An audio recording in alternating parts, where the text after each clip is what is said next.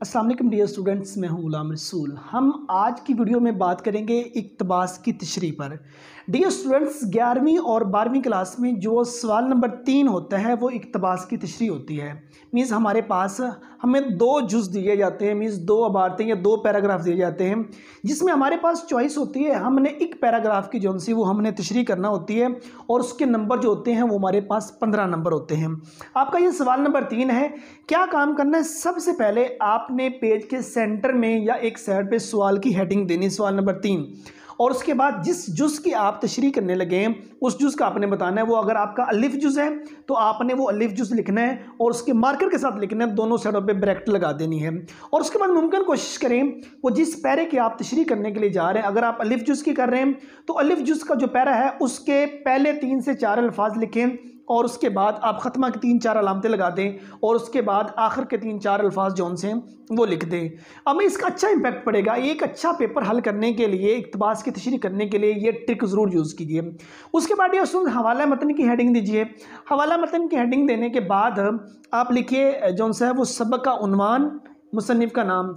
एक नंबर सबक के उन्वान का होगा, एक नंबर जौन सा है वो मुसन्निफ़ के नाम का होगा, 2 नंबर होंगे।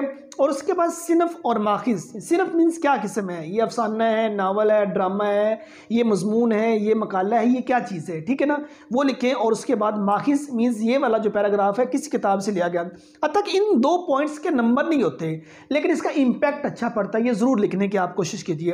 अब 2 नंबर इसके हो गए, मीन्स एक नंबर सबक के उन्वान का, एक नंबर जौन सा है वो मुसन्निफ़ के नाम का, 2 नंबर इसके। अब इसके बाद बात आ गई सियाक व सबाक पर। अब सियाक व सबाक होता क्या है, सबसे पहले ये बात करें। देखो, सियाक का मतलब हुआ गुजरा हुआ, सबाक का मतलब होता है आने वाला। वाव जौन सा वो रूफ़ अतफ है, सियाक और सबाक दोनों को आपस में मिला रहा होता है।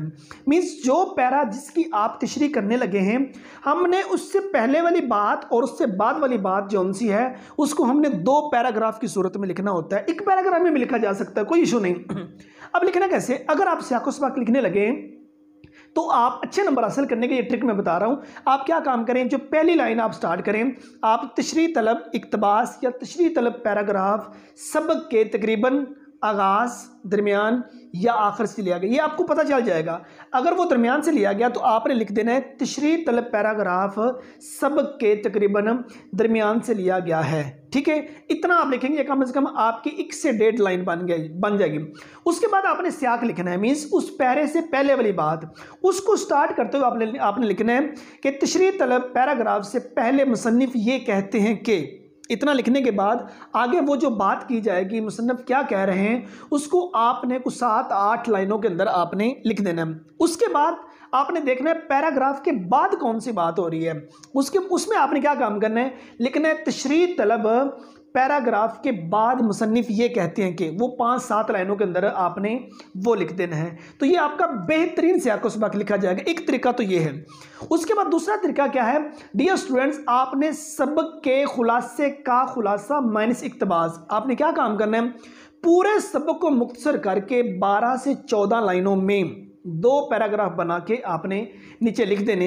ये आपका टोटली सियाक व सबाक बन जाएगा। उसके अंदर वो जो मेन पैरा जिसकी आप तशरीह करने के लिए जा रहे हैं उसका तज़किरा आपने दरमियान में नहीं करना। बाकी पूरे सबक को 12 से 14 लाइनों में 2 पैराग्राफ की सूरत में या 1 पैराग्राफ की सूरत में आप वहाँ लिख देते हैं। ये भी आपका सियाक व सबाक जो है वो एक्सेप्टेबल है। दोनों तरीके आपको बता दिए गए, इसमें जो आपको अच्छा लगे डियर स्टूडेंट्स वो आप लिख सकते हैं।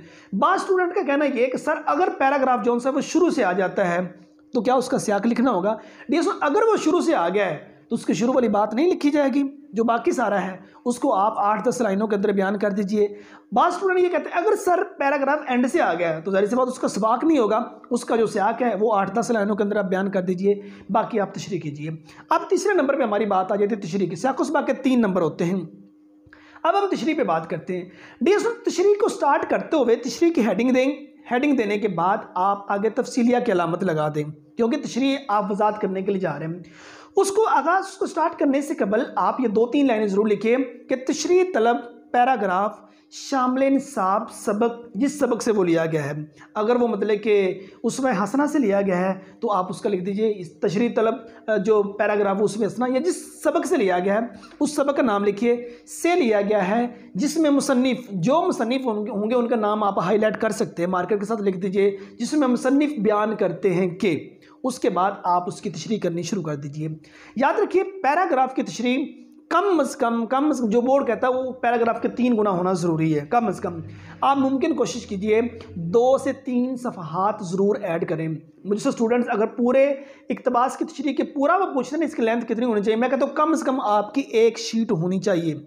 मीन्स आपका हवाला मतन, सियाक़ो सबाक़, तशरीह, तीनों चीज़ों को ऐड करके आपकी कम से कम एक शीट में 4 सफ़े होने आपके ज़रूरी हैं, क्योंकि इसके नंबर हैं 15 नंबर हैं और हमारे पास जो टाइम है वो कम से कम 30 मिनट हमारे पास टाइम इसको लिखने के लिए होगा। अब क्या काम करना है दोस्तों, हम कर रहे हैं इक़्तिबास की तशरीह। ये है हिस्सा नसर।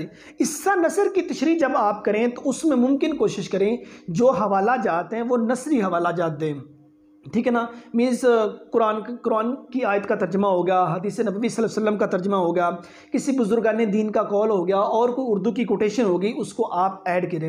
अब इसमें भी शरई हवाला जात दिया जा सकता है, लेकिन मुमकिन कोशिश करें शरई हवाला जात इक्का दुक्का, मीन्स एक आधा आप हवाला जात शरई लिख सकते हैं, बाकी मुमकिन कोशिश करें इसके अंदर नसरी हवाला जात जो से वो ऐड करें। अब इसके अंदर आप कुरानी आयत, हदीस का तर्जमा, बुजुर्गान दीन का कौल या और कोई कोटेशन वगैरह जो से वो आप ऐड कर सकते हैं।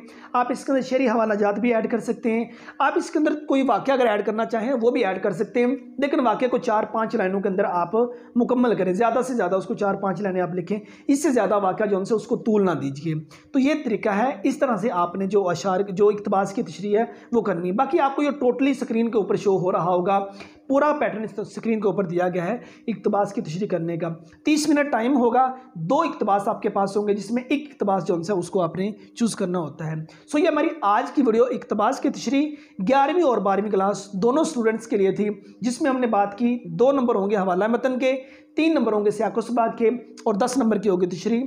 15 नंबर आपके बनेंगे, 30 मिनट आपके पास टाइम होगा इसको लिखने के लिए और इंशाल्लाह आप अच्छी तरह से तशरीह कर जाएंगे।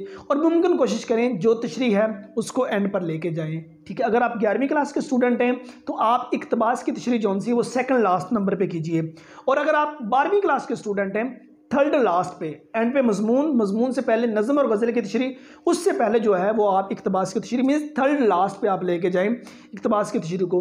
और जो बाकी क्वेश्चन है उनको आप पहले कर लीजिए, मीन्स नज़म का खुलासा पहले लिख लीजिए और उसके बाद सबक का खुलासा लिख लीजिए, फिर जो क्वेश्चन बाकी हैं वो कर लीजिए। तशरीहात को जो सा है वो आप एंड पे ले जाइए। उम्मीद करता हूँ कि आज की वीडियो आप स्टूडेंट को अच्छी लगी होगी। नेक्स्ट वीडियो में मिलते हैं, अपना बहुत सारा ख्याल रखिएगा। फ़ी अमानिल्लाह।